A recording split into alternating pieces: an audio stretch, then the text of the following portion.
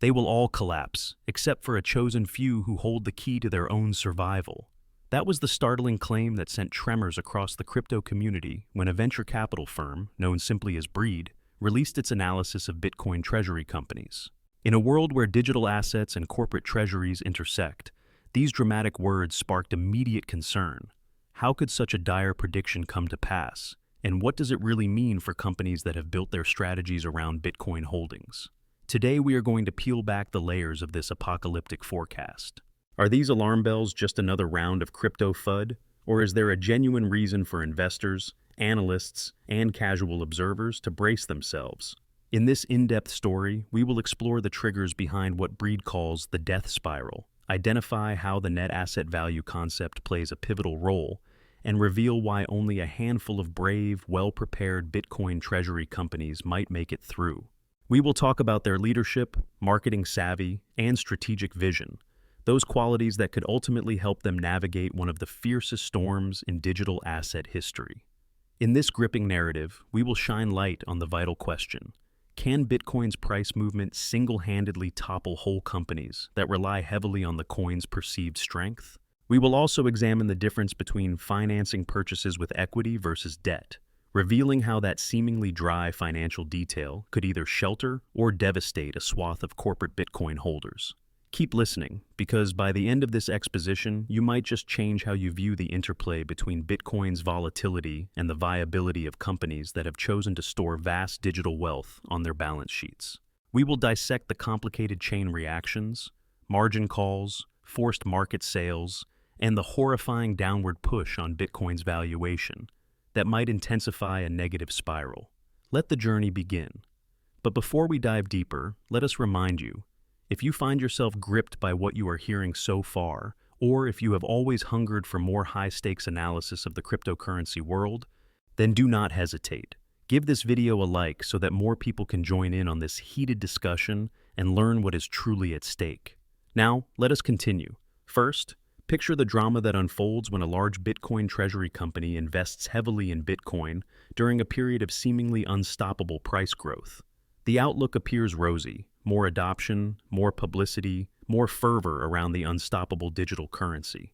What management team would not be tempted to ride that wave? Some might even imagine the scenario as Bitcoin or bust, expecting that a robust position in this digitally scarce asset will over time outpace inflationary fiat currencies. Now, consider the moment the Bitcoin price takes a sudden tumble, whether due to unforeseen macroeconomic shifts, a general cooling of interest, or simply the natural ebb and flow of the market. That single downturn can begin to gnaw away not only at the corporate balance sheet, but at the intangible sense of confidence. According to the Breed report, the next phase is a tricky one. Once investors book in the new diminished Bitcoin price, those companies begin to hover dangerously close to their net asset value, often shortened to NAV.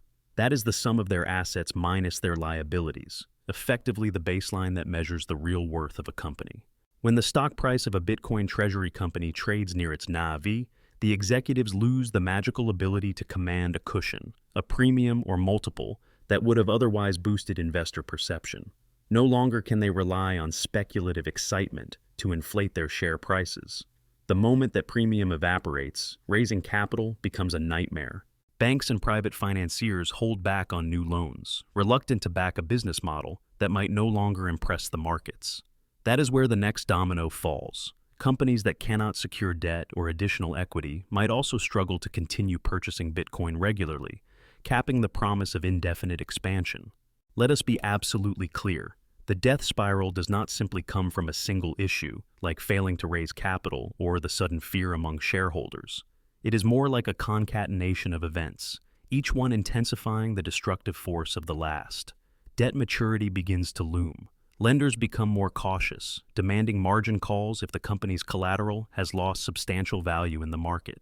The margin calls force the company to sell more Bitcoin, injecting downward pressure on the coin's price. This in turn influences the broader market sentiment, causing Bitcoin's price to slide further.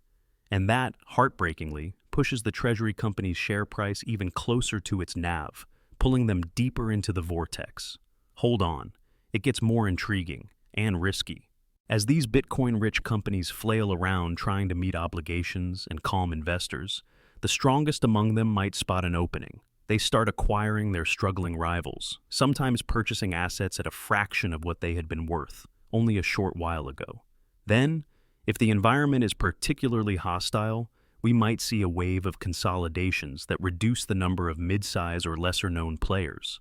Eventually, a handful of formidable giants remain, each having survived either through prudent leadership or the luck of raising capital at just the right time. But the grand question remains: does this meltdown within Bitcoin treasury companies necessarily mean we are on the cusp of a broader crypto bear market? The Breed report suggests it could be the impetus for a major downturn across digital assets, especially if the forced selling of Bitcoin triggers a snowball effect in the market. That, evidently, would be the gloom scenario. However, there might be a silver lining if, as the authors claim, most of these companies have thus far financed their Bitcoin buys through equity issuance rather than debt. Equity-based financing, while diluting the existing shareholder base, does not result in the same kind of margin calls that would occur with traditional debt financing. You might be wondering, if that is the case, why worry? The trouble is that nobody can guarantee how long those companies will depend primarily on equity. If debt financing becomes more accessible or simply more enticing, perhaps because interest rates drop or lenders decide that Bitcoin is here to stay, then the balance could tilt. If that occurs, it allows for a bigger circle of risk exposure. More companies could be stuck with heavy debt loads, making them vulnerable to any significant slump in Bitcoin's price. It is a precarious balance between opportunity and catastrophe. In what might be called the calm before the possible storm, many Bitcoin treasury companies are forging ahead with robust marketing strategies, trying to differentiate themselves by claiming that they are the real innovators who can handle the volatility. Some tout their leadership as being made up of seasoned veterans who have weathered multiple Bitcoin winters. Others emphasize a disciplined approach, a refusal to chase short-term hype in favor of steady, incremental buying. Some try to expand their brand recognition, forging alliances and partnerships that bolster confidence. Yet, as the Breed report asserts, these tactics must work in concert with each other to generate a real multiple of net asset value that outlives a simple bull run. To better appreciate the precarious position of Bitcoin treasury companies, let us recall the story of Michael Saylor's company, MicroStrategy, which famously embarked on bold Bitcoin purchases starting in the year 2020. When the world watched that first big buy, many applauded MicroStrategy's foresight. Soon after, other corporations, government entities, ETFs, and more followed, amassing treasury Bitcoin holdings that soared in total number. By the time you read this, over 250 organizations are reported to hold Bitcoin on their balance sheets.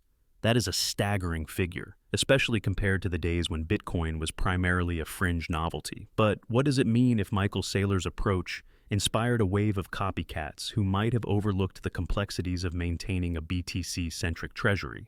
MicroStrategy, for instance, has been known to use convertible notes and other mechanisms to fund their acquisitions. Suppose many other companies pursue a more traditional route, securing debt to buy Bitcoin, and then the markets turn sour. We only need to imagine a scenario where the broader economy enters a recession or Bitcoin experiences one of its cyclical corrections, lasting a few months or even a year. Suddenly, these new debt holders find themselves with huge obligations, while the asset meant to back those obligations, Bitcoin, is down by half.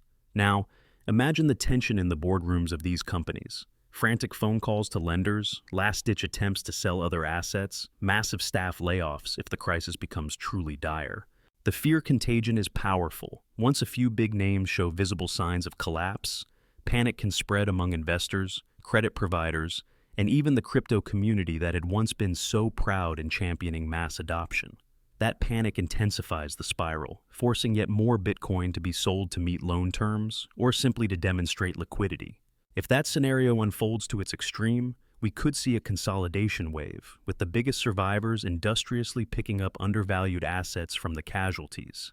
In this environment, a handful of power players, perhaps the ones that manage their treasury with discipline, become the new titans of the Bitcoin corporate landscape. They retain or even grow their share count of Bitcoin, effectively amassing a greater share of the total market. The authors of Breed's report say it best. Ultimately, only a select few companies will sustain a lasting MNAV premium. They will earn it through strong leadership, disciplined execution, savvy marketing, and distinctive strategies that continue to grow Bitcoin per share regardless of broader market fluctuations. Now that we have set the stage, let us pivot to what it feels like for everyday Bitcoin investors or market onlookers who see this doomsday scenario as a real possibility. Here is where it might get personal for many people. Do you have an interest in using Bitcoin as a hedge against inflation? Do you believe in the narrative of digital gold? If so, the meltdown of Bitcoin treasury companies could provoke worries about the asset's overall stability. Yet, ironically, some might argue that once the forced selling is done, a stronger Bitcoin emerges, carried by hardened believers and better capitalized companies. This line of thinking says that in every crypto downturn, the weaker hands are shaken out, leaving behind a more robust ecosystem. Of course, it is difficult to tell how the mass media or regulators might react if half a dozen highly visible Bitcoin-rich companies start unraveling one by one. Might politicians call for stricter oversight of corporations investing in highly volatile assets? Could we see renewed skepticism from institutional investors who now see Bitcoin as an enterprise risk rather than a store of value? Or would the narrative revolve around lauding those few companies that anticipated the meltdown and took steps to avoid traveling too close to that deadly nav line? What catches many off guard is how quickly the shift can occur. In the cryptocurrency space, sentiment can flip on a dime. One moment, Bitcoin is surging upward in a wave of optimism. The next moment, a critical mass of negative stories or macroeconomic data points might send the price plummeting. For a typical individual investor, a downturn might mean hodling through the pain.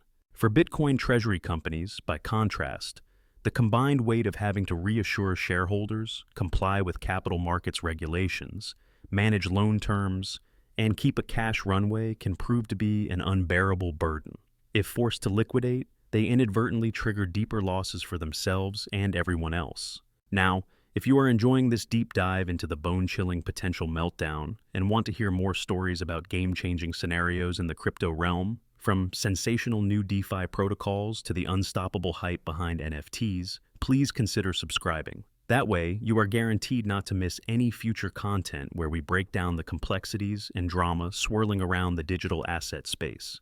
Let us move forward. We have not yet touched upon the 7 phases that Breed identified in the decline of a Bitcoin treasury company. Though the report cites them more systematically, let us paint a picture of the meltdown in purely human terms. Phase 1. The initial decline in Bitcoin price. Perhaps it is triggered by outside factors, interest rate hikes, major central bank announcements, or even a big investor pulling out. The signal is subtle at first, but it sets everything else in motion. Phase 2. The drop in the premium or multiple on the company's net asset value. Investors in the market begin losing enthusiasm. The share price dips perilously close to the raw value of the underlying Bitcoin holdings. Phase 3. Difficulty in securing additional funding. Banks and venture capitalists watch with growing unease, reluctant to offer new capital if the valuations seem inflated or if the broader sentiment has turned. When a once voracious capital market becomes stingy, survival strategies shrink. Phase 4. Looming debt maturity. Those that had borrowed money now see the clock ticking. Lenders might not be willing to refinance or extend terms on favorable conditions. The noose tightens. Phase 5. Margin calls. With Bitcoin's price and the company's share value both battered, lenders become uneasy. They issue margin calls, requiring the company to raise cash immediately by selling their most liquid asset, Bitcoin. Phase 6. Forced selling. Dumping a large quantity of Bitcoin onto the market applies downward pressure on the cryptocurrency's price. This deepens the slump, fuels negativity, and possibly triggers yet more margin calls across the industry. Phase 7. Consolidation or acquisition. In the end, the battered companies that cannot withstand the crisis get scooped up by bigger players or forced into reorganization. The cycle then resets with fewer but more powerful survivors. Breed's warning is that, while this chain of events looks predestined only in a perfect storm, it has enough historical precedent in finance for us not to take it lightly. It mirrors how leveraged buyouts or overextended credit lines spell doom for countless firms in more traditional industries. The difference now is that the core asset in question, Bitcoin, is notoriously volatile and deeply influenced by sentiment swings. Still, do not pack your bags for doomsday just yet. The Breed report ends on a balanced note. As long as most purchases remain equity financed and not reliant on heavy debt loads, the scale of potential fallout might be contained. Even if a few companies do end up in that death spiral, the effect may be limited if they do not drag others down with them. The tipping point appears to be whether or not new entrants use debt financing to chase bigger returns. Should that become the norm, then the entire sector would be at risk at the next major market downturn. The difference between a ripple and a tsunami might hinge on that detail. Now, put yourself in the position of an executive at a mid-sized publicly traded company. You have seen MicroStrategy and a host of others capture headlines by accumulating Bitcoin. Perhaps your shareholders and board members even pressed you to do the same, believing it a quick step into the future of finance. Where do you stand now, especially if the specter of a market-wide meltdown is being talked about openly? On the one hand, you do not want to miss out on the explosive growth that can result from timely Bitcoin bets. On the other hand, you are well aware of how fleeting that surge might be if macro conditions turn sour. One might liken it to wandering through a minefield with a bag of gold. If you make it across, you emerge wealthy and triumphant. But if you misstep, you risk losing everything in an instant. Bitcoin, for all its revolutionary qualities, remains an asset that tests each investor's tolerance for risk. And when entire corporations tie their fortunes to it, the stakes skyrocket accordingly. So, is there a future where only a meager handful of Bitcoin treasury companies roam the market, overshadowing everyone else and quietly controlling a substantial portion of all corporate-held BTC? It is certainly plausible, especially if some adaptation of this meltdown scenario unfolds. One twist in the story might be how quickly the leading survivors pivot from pure Bitcoin holdings to other revenue streams or diversification strategies. In the realm of public relations and marketing, the survivors may well champion narratives about having persevered through the toughest Bitcoin winter the world has ever seen. They may brand themselves as the unstoppable visionaries who recognize that disciplined execution and risk management matter as much as an unwavering belief in Bitcoin's long-term prospects. If that story resonates with future investors, these survivors might enjoy an even higher multiple on their net asset value than ever before. Because, ironically, once they have proven themselves battle-tested, the hype cycle might start anew. We should never discount how swiftly sentiment can swing in the crypto domain. What was once unimaginable, legitimate corporate usage of a novel digital asset, has become normal to many. So too may the specter of a crippling meltdown become just another footnote in the grand timeline of a technology that has repeatedly soared and crashed, only to open fresh doors at every phase. After this long exploration, one might be asking, where does this leave the everyday investor or crypto enthusiast? Possibly in a state of heightened vigilance. Reviewing how these corporate players operate could be illuminating. You might even glean lessons about your own Bitcoin holdings, carefully assessing just how your investments align with your risk appetite. And if you crave more insights, do not forget to sign up for future updates and conversations. We are committed to guiding you through the chaos and excitement of the cryptocurrency frontier. Ultimately, the story swirling around Bitcoin treasury companies is as much about the raw, unbridled power of the cryptocurrency revolution as it is about sober financial reality. A new money paradigm meets old-school business fundamentals, and sparks inevitably fly. The winners are the ones who can dance with the volatile nature of Bitcoin, harness its potential for growth, and still respect the fundamentals of risk management and capital structure. The losers might be those who pin their hopes on Bitcoin's unstoppable surge, only to discover too late that no asset, no matter how revolutionary, is immune to price reversals that can devastate over-leveraged positions. Perhaps the greatest twist of all is that this drama might repeat itself in some form, with new players and new assets, as the world of digital finance continues to evolve. Whether you see these developments as a cautionary tale, an invitation to invest more strategically, or simply a captivating spectacle, there is no denying that the death spiral concept forces us to confront the fragile relationship between hype and reality. And who knows, maybe the next few years will show us that the dreaded meltdown was not nearly as dire as predicted, or perhaps it will serve as a glaring signpost that the industry is not for the faint of heart. All we can say for sure is that if and when the meltdown hits, it will be dramatic, swift, and a brutal purge of questionable business models, perhaps leaving behind only those companies that truly earn their premium on top of net asset value. That alone should be enough to keep us all watching, waiting, and wondering which Bitcoin treasury companies will indeed survive, and which will vanish through the cracks of history, overshadowed by the unstoppable momentum of a digital future.